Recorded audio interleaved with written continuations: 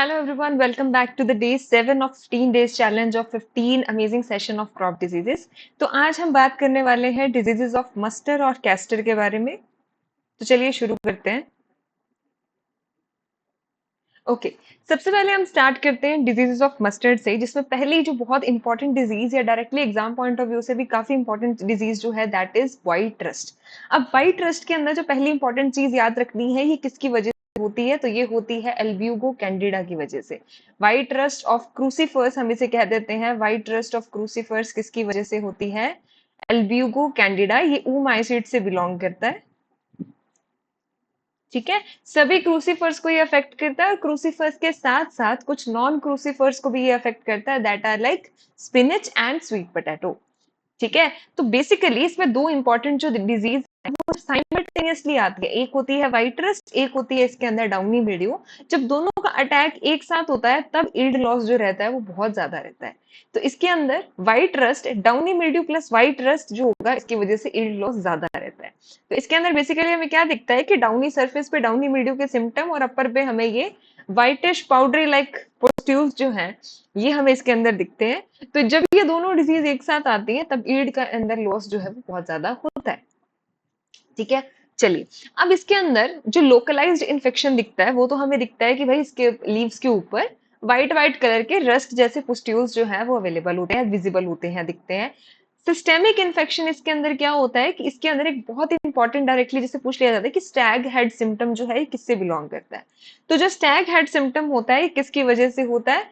ये यहाँ पर व्हाइट रस्ट के अंदर हम देखते हैं। तो ये स्टैग हेड अपीयरेंस जो आती है that is due to the hypertrophy. Hypertrophy क्या होती है कि जिसके अंदर प्लांट ऑर्गन का साइज इंक्रीज होता है due to the increase in the size of cell.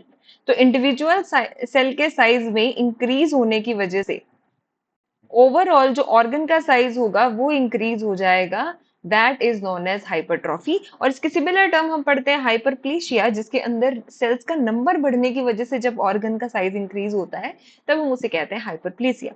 तो यहाँ पर क्या होता है कि सिस्टेमिक इन्फेक्शन के अंदर जब यंग स्टेम और इसकी इन्फ्लोरेसेंस अफेक्ट होती है तब इसके अंदर क्या होता है, हाइपरट्रॉफी के सिम्टम्स हमें दिखते हैं। तो इसकी जो स्टेम है, जो इन्फ्लोरेसेंस है, वो हमें बहुत ज्यादा स्वोलन दिखेंगी। ठीक है, इसके अलावा जो इन्फ्लोरेसेंस और स्टेम की जो एक्सिस है वो एक ट्विस्टेड और जिगजैग अपीयरेंस जो है वो वहां शो करती है, जिसे हम कहते हैं स्टैग हेड सिम्टम। यहाँ पे आप सिम्टम्स देखो, ये किस तरीके से, ये इसकी जो स्टेम है ये इस तरीके से ट्विस्ट हो रखी है, स्वेल हो रखी है, ग्रीनिश पर्पलिश कलर की हो जाती है, और इसे हम बोलते हैं स्टैग हेड सिम्टम। जो किसका है? ब्यूगो कैंडिडा की वजह से हो रहा है। और ये स्वेलिंग किसकी वजह से हो रही है? हाइपरट्रॉफी की वजह से हो रही है यहाँ पे। चलिए अब क्या रहता है इसके अंदर, नेक्स्ट इंपॉर्टेंट क्वेश्चन बनता है कि इसके अंदर जो इसके कोलिडियोफोर्स की अरेंजमेंट या सॉरी स्पोरेंजियोफोर्स की जो अरेंजमेंट होती है वो कैसी होती है। अब देखो ऊमाइसीड से बिलोंग करता है तो एसेप्टेड होता है, सिनोसिटिक होता है, हाइलिन होता है, इंट्रासेलुलर होता है, नॉब शेप्ड के होस्टोरिया इसके अंदर बनते हैं। एक इंपॉर्टेंट चीज क्या हुई, नॉब शेप के होस्टोरिया बनते हैं। इसके स्पोरेंजिया बेसिपिटल मैनर के अंदर अरेंज होते हैं और साथ ही साथ चेन्स की फॉर्म के अंदर वो अरेंज होते हैं। बेसिपिटल मैनर इस तरीके से हो गया कि इसके अंदर जो न्यूअर जो स्पोरेंजियस बनेंगे वो नीचे की तरफ बनते हैं, ओल्ड वाला ऊपर रह जाता है। तो इसके अंदर एक तो ये माइसिलियम एसेप्टेट है, इंट्रासेलुलर है, नॉब शेप्ड के होस्टोरिया बन रहे हैं, बेसिपिटल मैनर में होते हैं, चेन की फॉर्म के अंदर बनते हैं। एक इसके अंदर डिसजंक्टर्स मिलते हैं। डिसजंक्टर्स क्या होते हैं कि दो स्पोरेंजिया के बीच में एक जिलेटिन सा मैट प्रेजेंट होता है जिसे डिसजंक्टर कहते हैं। तो अगर मैं आपसे पूछूं कि डिसजंक्टर किसके अंदर हमने पढ़े हैं, तो that is in the white rust, या हम कह सकते हैं ब्यूगो कैंडिडा के केस में देखा है हमने।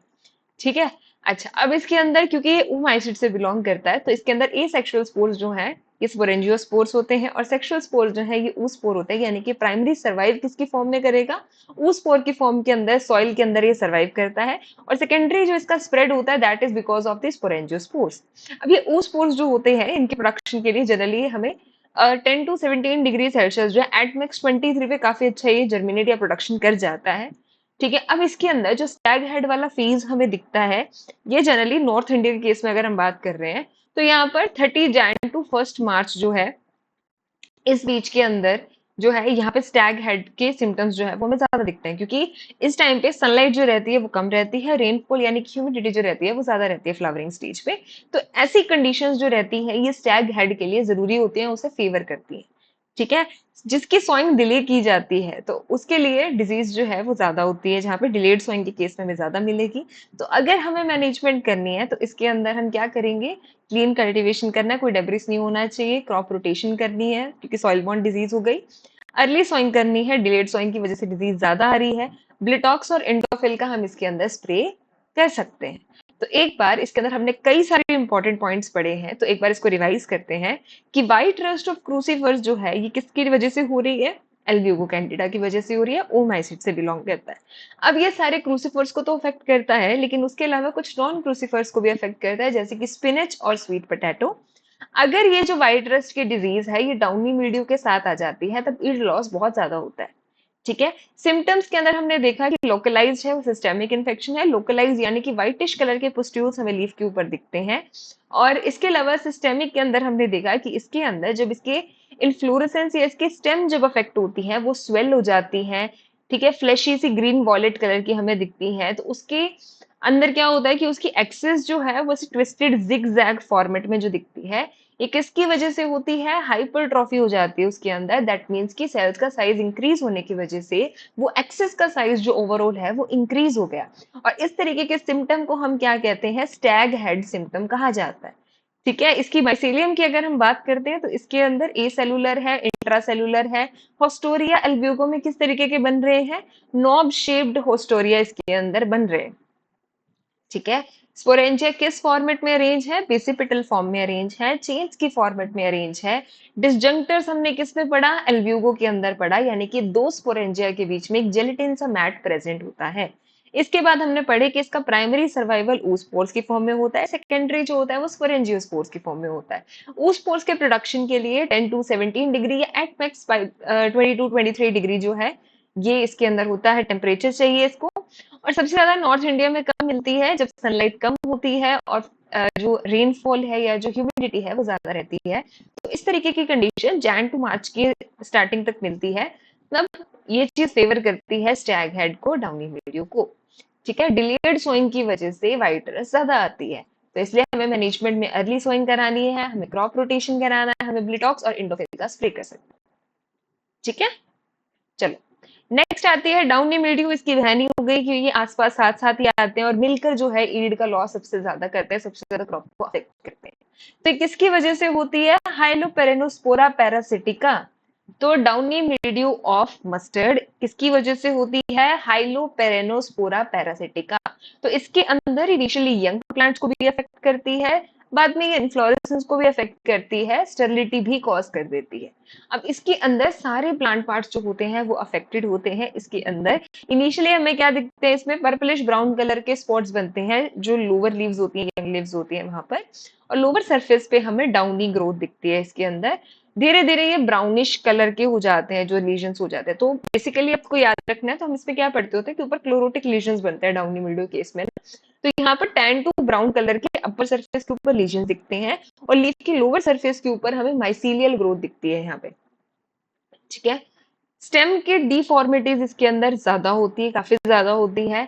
ठीक है, अब इसमें भी क्या होता है, क्योंकि उमाइसिट सी हो गए तो इसके अंदर भी सिनोसिटिक, इसमें हमें इंटरसेल्युलर माइसीलियम मिलेगा अराइजिंग थ्रू द स्टोमेटा। अच्छा, अब ये क्या रहता है, इसका माइसीलियम जो है ये बेसल पार्ट के अंदर अनब्रांच्ड रहता है, लेकिन अपर पार्ट में डाइकोटोमस ब्रांचिंग होती है। डाउनी मिल्ड्यू के अंदर जो हम डिफरेंट 5 या 6 जेनेरास की जो क्लासिफिकेशन देखते हैं वो स्पोरेंजियोफोर की ब्रांचिंग के हिसाब से दिखते हैं। तो पेरेनोस्पोरा के अंदर बेसिकली डाइकोटोमसली ब्रांचिंग जो है वो प्रेजेंट होती है। तो बेसल अनब्रांच्ड होता है, अपर साइड जाके यहाँ पर क्या हो जाएगा, ठीक है, बेसल है, अपर साइड जाके फिर इसके अंदर आगे डाइकोटोमस जो है वो ब्रांचिंग दिखती है। ठीक है, डाइकोटोमस ब्रांचिंग है, इनके ऊपर फिर स्पोरेंजिया बन जाएंगे। ठीक है, अच्छा, अब इसके अंदर एक टिप पे एक ही स्पोरेंजिया हम इसमें देखने को मिलता है। प्रायर इन्फेक्शन, अगर व्हाइट रस्ट का इन्फेक्शन जब पहले आता है तो यानी कि दोनों साथ साथ आते हैं, लेकिन पहले कौन आया, व्हाइट रस्ट आया। व्हाइट रस्ट आने के बाद जब डाउनी मिल्ड्यू आया तो वो डाउनी मिल्ड्यू की ऑलरेडी एक फेवरेबल कंडीशन कर दी कि ठीक है बहन, आधा काम तूने कर दिया, बाकी का लॉस मैं करवा दूंगा।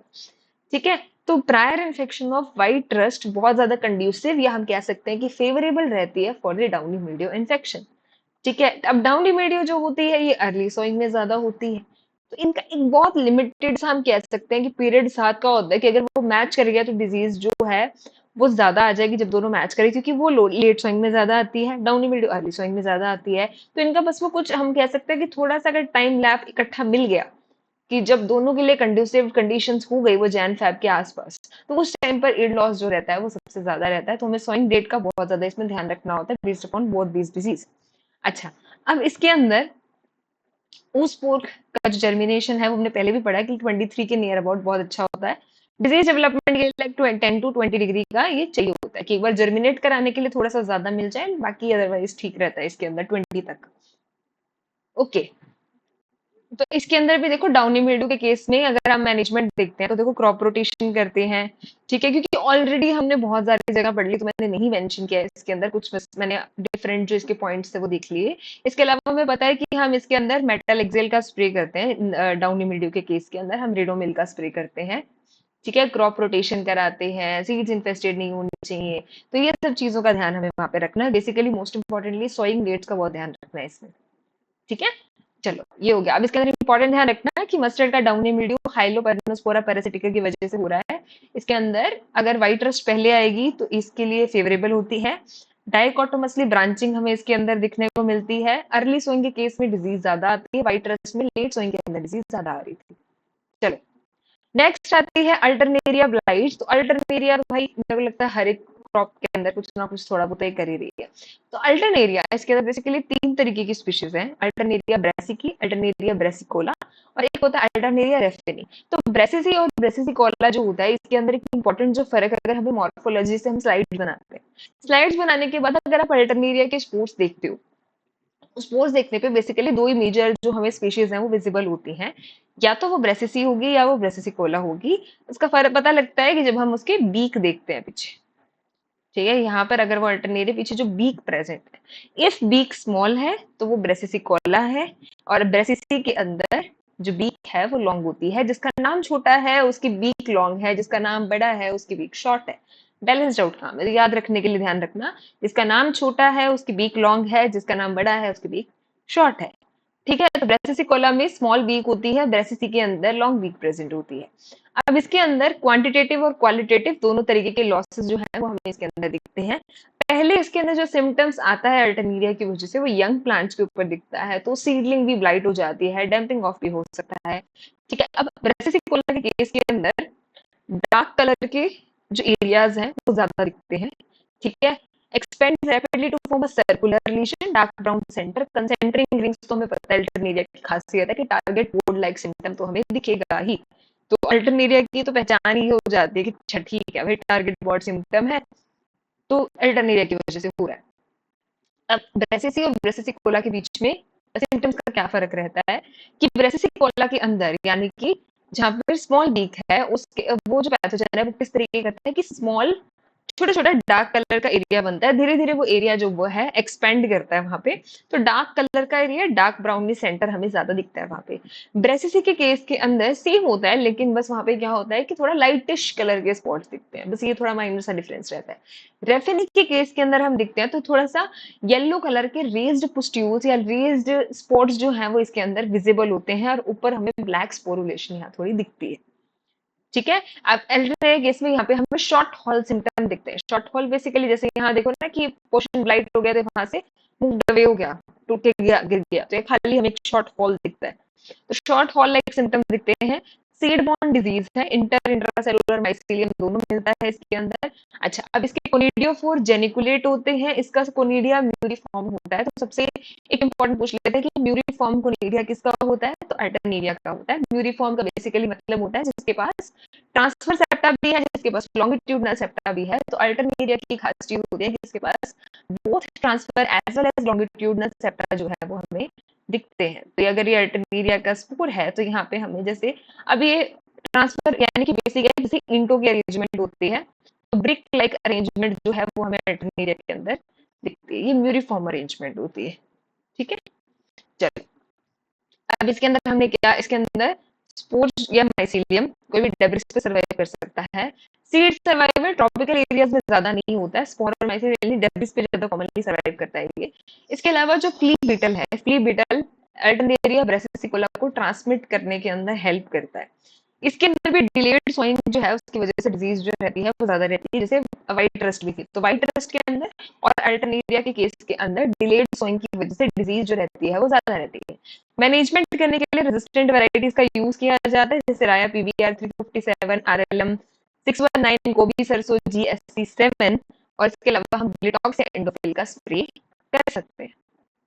ठीक है, तो अल्टरनेरिया ब्लाइट के अंदर क्या देखा, अल्टरनेरिया ब्रेसिसी, ब्रेसिसिकोला, रेफिनाई है, क्वांटिटेटिव क्वालिटेटिव दोनों तरीके के लॉसेस हैं। ठीक है, सिम्टम्स सबसे पहले यंग प्लांट्स के ऊपर दिखते हैं, सीडलिंग ब्लाइट है, डैम्पिंग ऑफ है। अल्टरनेरिया ब्रेसिसिकोला जो है इसके अंदर, जिसका नाम बड़ा है उसके अंदर बीक स्मॉल बनती है, तो ब्रेसिसिकोला के केस के अंदर स्मॉल बीक बनती है, तो इसके अंदर जनरली क्या होते हैं, डार्क ब्राउन कलर का सेंटर बनता है, थोड़े डार्किश कलर के स्पॉट्स ज्यादा दिखते हैं इसके अंदर, कंसेंट्रिक रिंग्स तो होंगी।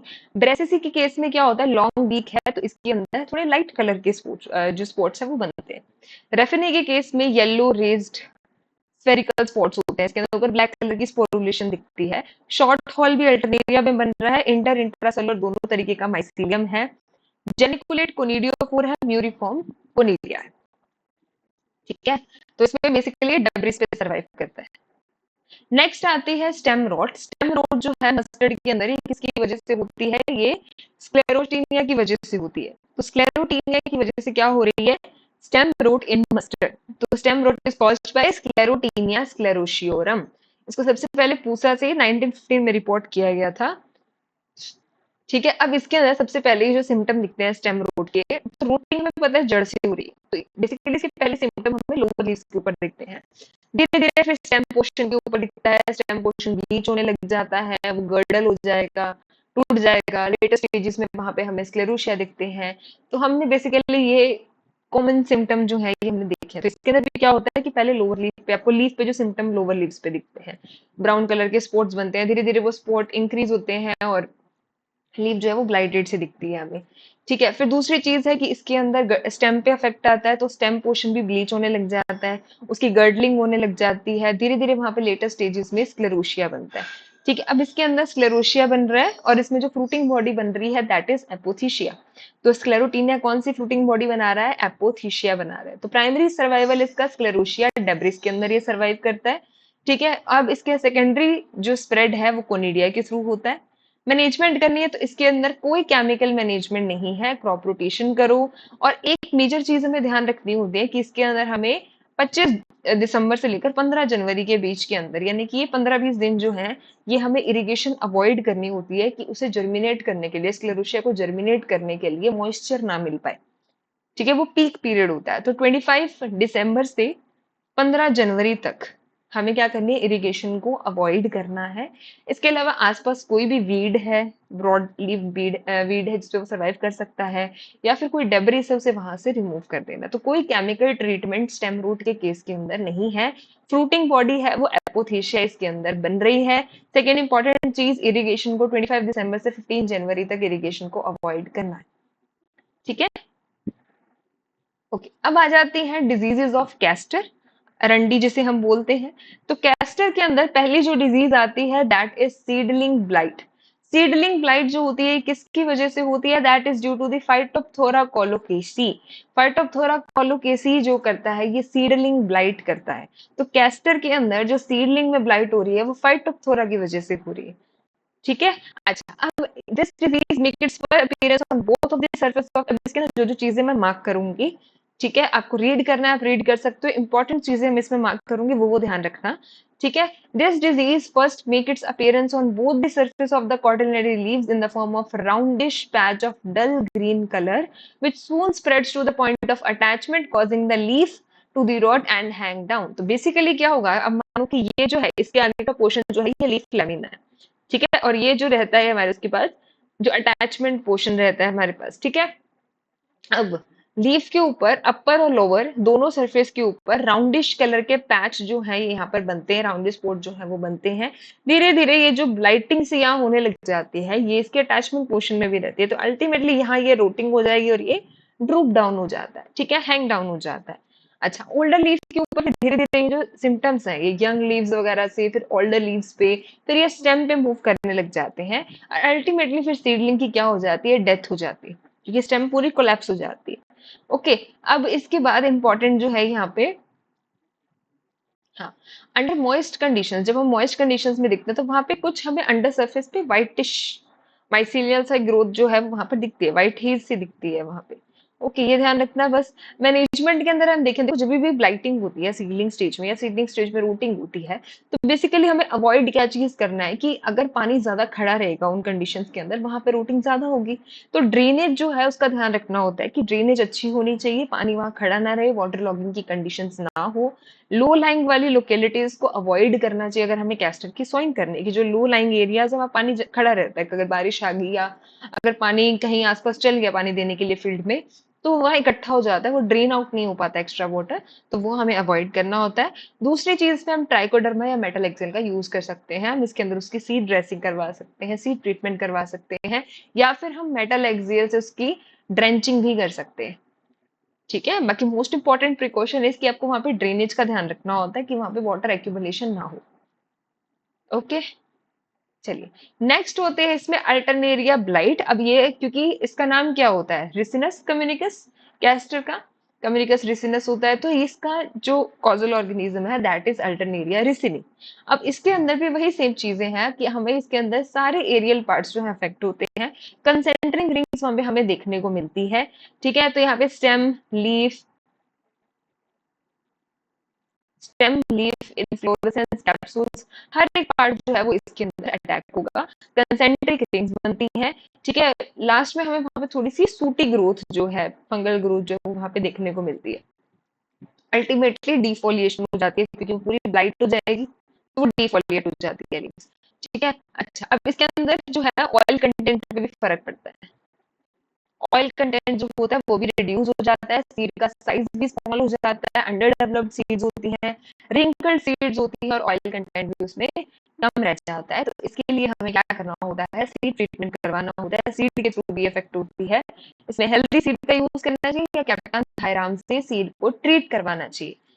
ठीक है, चलो, नेक्स्ट होती है सर्कोस्पोरा लीफ स्पॉट। तो सर्कोस्पोरा रिसिनियला, तो इसमें मोस्टली पैथोजन के नाम याद करने काफी इजी है, बिकॉज रिसिनी से रिलेटेड आ रहा है तो कैस्टर में आ रहा है, और बाकी जो इनिशियल नेम है वो तो ऑटोमेटिकली सिंपल सा ही आ रखा है कि सर्कोस्पोरा है, तो सर्कोस्पोरा अल्टरनेरिया, तो अल्टरनेरिया जीनस का नाम है।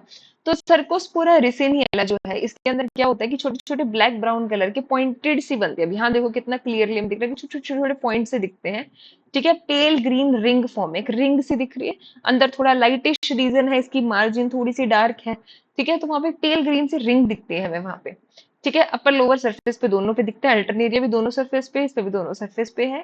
ठीक है, धीरे धीरे यहाँ पे क्या होगा कि पेल ब्राउन, सेंटर पेल ब्राउन हो जाता है, बाद में ग्रेइश व्हाइट हो जाता है, यहाँ देखो काफी ग्रेइश सा कलर है, और उसके बाहर एक ब्राउन कलर का बैंड, तो वो एक रिंग लाइक अपीयरेंस जो है वो यहाँ पे हमें दिखती है। लेटर स्टेजेस के अंदर यहाँ पे क्या है, फ्रूटिंग बॉडीज बनने लग जाएंगी जो हमें छोटे छोटे ब्लैक ब्लैक डॉट्स की फॉर्म के अंदर विजिबल होती है। ठीक है, अच्छा, अब इसके अंदर क्या है हमारे पास, एट द एंड क्या होगा कि लीफ जो है वो पूरी ड्राई हो जाएगी, जब ये स्पॉट्स धीरे धीरे क्या है फैलना शुरू कर जाते हैं, स्प्रेड होने लग जाते हैं, अल्टीमेटली वो टिश्यू जो है वो विदर हो जाता है, टूट जाता है, वो लीव्स जो है वो गिर जाती है। ठीक है, तो इसके लिए सीड ट्रीटमेंट करवाना चाहिए, या फिर हम मैंगोजेब का इसके अंदर स्प्रे कर सकते हैं।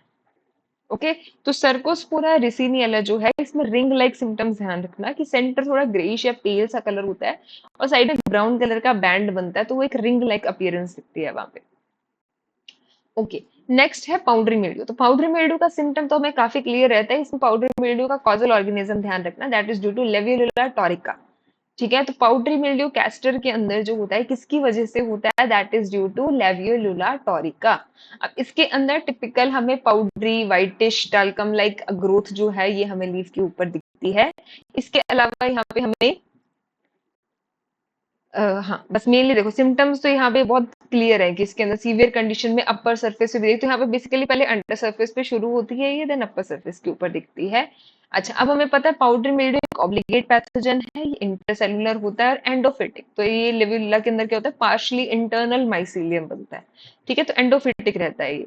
अच्छा, अब पॉलीसाइक्लिक डिजीज है, सॉइल के अंदर सर्वाइव करती है क्योंकि पाउडर मीडियम में क्या बनता है, क्लिस्ट्रोथीशिया का फॉर्मेशन करते हैं। तो प्राइमरी इनोकुलम इसका एस्कोस्पोर है क्योंकि इस क्लिस्ट्रोथीशियम के अंदर क्या प्रेजेंट है, एस्कोस्पोर्स एसआई प्रेजेंट होते हैं। ये एसआई के अंदर क्या बनते हैं, एस्कोस्पोर्स बनते हैं। तो ये जर्मिनेट करके बाहर निकलेंगे तो प्राइमरी इन्फेक्शन कौन करेगा, एस्कोस्पोर्स करेंगे। और सेकेंडरी इन्फेक्शन या सेकेंडरी स्प्रेड किसकी वजह से होता है, कोनिडिया की वजह से होता है। ठीक है। और पाउडरी मिल्ड्यू के केस के अंदर पाउडरी मिल्ड्यू को कैसी कंडीशंस चाहिए होती है, कूल एंड ड्राई कंडीशन चाहिए होती है। पाउडरी मिल्ड्यू को ज्यादा मॉइस्चर नहीं चाहिए बिकॉज उसके कोनिडिया के अंदर ऑलरेडी काफी ज्यादा मॉइस्चर ऑलरेडी प्रेजेंट होता है। तो उसे कूल और ड्राई कंडीशंस चाहिए होती है। इसके लिए हम सल्फर का स्प्रे करते हैं जिसे हम डीनो कैप बोलते हैं। तो इसमें हम डीनो कैप का स्प्रे करते हैं। ठीक है। और ड्राई कंडीशंस चाहिए, वेटेबल सल्फर का हम इसमें यूज करते हैं। ठीक है। और एक जो ज्वाला वेराइटी है ये इसके लिए रेजिस्टेंट होती है। सो ज्वाला वेराइटी कैस्टर के अंदर पाउडरी मिल्ड्यू के लिए रेजिस्टेंट रहती है। ठीक है। ओके। नेक्स्ट आ जाती है आपके पास लास्ट डिजीज जो इसकी है, that is wilt of castor. Fusarium oxysporum की वजह से कैस्टर के अंदर जो है वो विल्ट आती है। तो विल्टिंग के अंदर हमें सिंपल सी कंडीशंस जो है वो ऑलरेडी हमें पता है। अगर फ्यूजेरियम की वजह से हो रही है तो आपको स्पोर्ट्स पता है, तभी मैंने इसे मेंशन नहीं किए, तो बहुत वो हमने काफी बार लिखा हुआ है। तो इसमें माइक्रो मैक्रोकोनिडियाज होते हैं। और सर्वाइवल के लिए यहाँ पे क्या बनते हैं, क्लेमाइडोस्पोर्स बनते हैं। जो सॉइल के अंदर क्लेमाइडोस्पोर्स के फॉर्म में ये सर्वाइव कर जाता है। अब इसके अंदर विल्टिंग में होता क्या है बेसिकली, अब लीव्स का तो हमें पता है कि लीव्स जो है अल्टीमेटली ड्रूप डाउन हो जाती हैं, गिर जाती हैं पत्तियां नीचे। ठीक है। इसके अलावा जो प्लांट है वो दूर से देखने में काफी बीमार सा मुरझाया हुआ सा दिख जाता है। कोई पर्सन को हम देखते हैं बीमार होता है तो बहुत बीमार सा लग रहा है। तो इसके अंदर भी प्लांट दूर से आपको क्लियरली विजिबल सिकली अपीयरेंस दिखती है। रूट भी डिजेनरेट हो जाती है, कॉलर रूटिंग हो जाती है, अल्टीमेटली वो प्लांट कंप्लीटली डेथ हो जाती है उस प्लांट की। ठीक है। इसके अलावा इंटरवीनल नेक्रोसिस दिखती है। पहले तो क्या होता है कि वेन्स के बीच बीच वाला पार्ट नेक्रोटिक रहता है, अल्टीमेटली पूरी लीफ उसके अंदर नेक्रोटिक हो जाती है, लास्टली फिर अल्टीमेटली वो ड्रूप डाउन होकर उसकी डेथ हो जाती है।